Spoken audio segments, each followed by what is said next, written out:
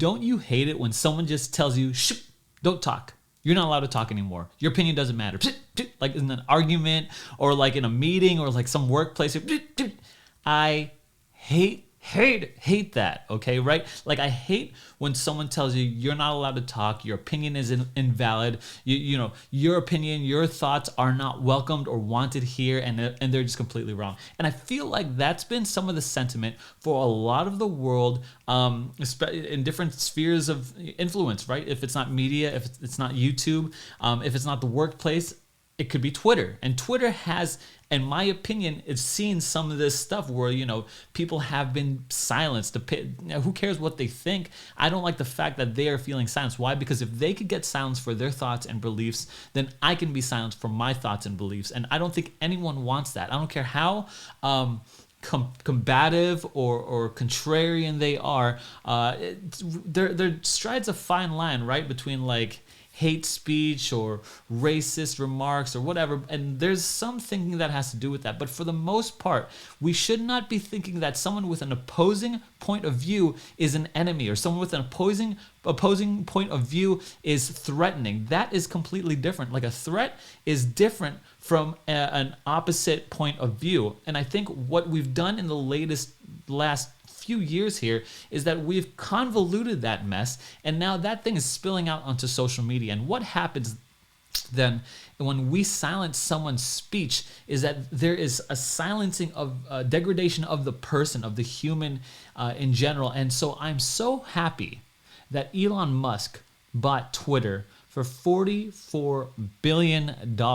That's right, $44 billion here. He had bought Twitter here. And it's one of those things where now someone who believes in free speech, believes that someone is saying, hey, you know what, I even want my critics on this platform. I believe in free speech, even if you are critical of him as the owner.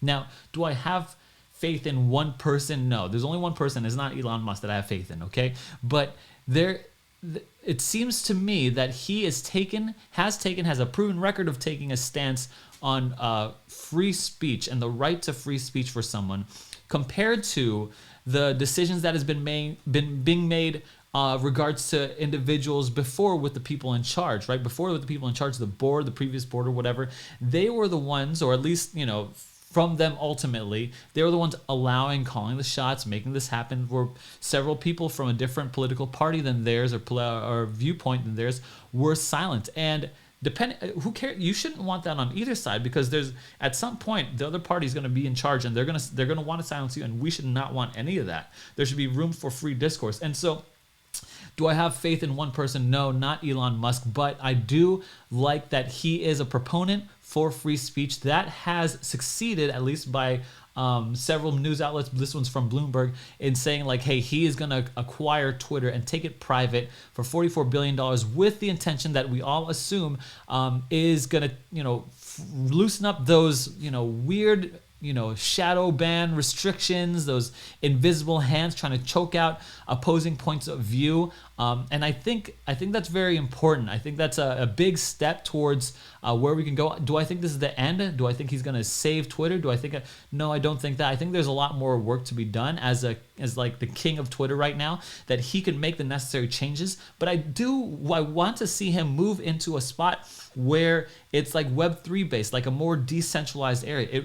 Power was centralized in these few, you know, people, and they abused it. And now someone has the power to take that power back. He can certainly abuse it, right? And we don't know if he will or he won't, but we assume that he won't because of his stance previously to this. However, there is some big implications for crypto holders and for people in general. And I'm just going to really tick two. One, as people in general, and two, which is probably the more important one, and two is crypto holders, which is probably the more lucrative one. Okay, the first one is this free speech is so important to human flourishing. I know I'm going to go deep on you, cowboy, but I think it's super you know, my brain just goes. My little lizard brain just runs as far as it can, trying to take in what is really happening here culturally. There is something that is wrong with how social media is being policed nowadays. I mean, I hope you feel it as much as I do. If we can't mention a word that has to deal with the sickness, around here, or some opinion about the sickness, or some opinion about the current sitting president, or whatever, that we would feel some kind of shame or some kind of backlash or some kind of recourse. There's something wrong with this system right now. And don't even get me started on the money system, because it is a problem. But as far as the free speech issue, there's something severely wrong, and we all want this to change. We want that liberation. We want that freedom to express ourselves, because the freedom to speech is the freedom of expressing thought. Okay, when you're able to speak your mind. That's what you're going to speak. And so it's the freedom to express thought. But more importantly, expressing your thoughts is expressing your values. You're trying to express what you value as a human being. And when you express your values, you are seeking connection. And so what happens when someone silences free speech is that they silence freedom of having values and the freedom to connect amongst those values. They're keeping us separated. They're keeping us divided. When you silence free speech, you create division amongst people. And you separate people, and you do not allow for genuine connections. And I think that's something that everyone seeks, everyone wants, is some genuine connection. Like you see the world through the same set of lenses as I see the world, at least on this particular moment. And if you don't see the world the same way I do, maybe we could come to some kind of agreement, maybe some kind of understanding. Maybe at least I could have some kind of empathy or sympathy, or kind of see the logic from where you're coming from. And I think that is what Elon Musk is trying to capture, pivot, corner. He has a corner on the market on speech. I think that's huge, because if you look on the other platforms, right, Facebook, YouTube, maybe TikTok, I don't know if that's a monitor or something, or whatever platform, these are all run by, and we all have some kind of sense, at least I think so, at least myself, I have some kind of sense of this, like, conformity. Like, you will conform to how we think, you will be indebted, you will be in servitude, and I really hate that. It's really got me fired up. So when I know that Twitter is being taken in this direction, I feel more compelled to start tweeting. I feel more compelled to be on that platform. If you haven't already, follow me on Aaron Mamuyak and on Twitter, and you can find me there. So I feel like that is a invasion or separation of human connection if you're silencing free speech. The second one is, what is the effect of cryptocurrency? And I'll tell you the effect right here. Okay, the effect of Elon Musk buying Twitter is Dogecoin, right? I picked up Dogecoin at 13 cents, and this is not the bottom, right? 13 cents right here. I never knew that I would pick up Dogecoin, but when I saw that Elon Musk bought Twitter, to me, this seemed like a good buy. It seems like he would enable things like, crypto tipping, right? Like, you could enable crypto tipping on Twitter.